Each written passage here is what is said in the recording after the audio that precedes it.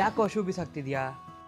ಅಪ್ಪ ಇದು ಹಳೇದಾಯ್ತಲ್ಲಪ್ಪ, ಇನ್ನೆಷ್ಟು ದಿನ ಅಂತ ಯೂಸ್ ಮಾಡಲಿ? ತೊಗೊಂಡು ನೀನು 6 ತಿಂಗಳಾಗಿಲ್ವಲ್ಲ ಆ ಶೂನ? ಇವಾಗ ಯಾರೂ ಈ ಥರ ಶೂ ಯೂಸ್ ಮಾಡಲ್ಲಪ್ಪ. ಕಾಲೇಜಲ್ಲಿ ಎಲ್ಲರೂ ಸ್ನೀಕರ್ಸ್ ಹಾಕೊಂಡ್ಬರ್ತಾರೆ ಥರ.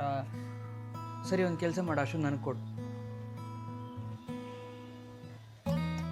ಒಂದು ಕೆಲಸ ಮಾಡು, ಇದು ದುಡ್ಡು ತೊಗೊಂಡು ಒಂದು ಹೊಸ ಶೂ, ಅದೇನೋ ಸ್ನೀಕರ್ಸ್ ಅಂತಿದ್ದಲ್ಲ, ಅದು ತಗೋ, ಸರಿನಾ?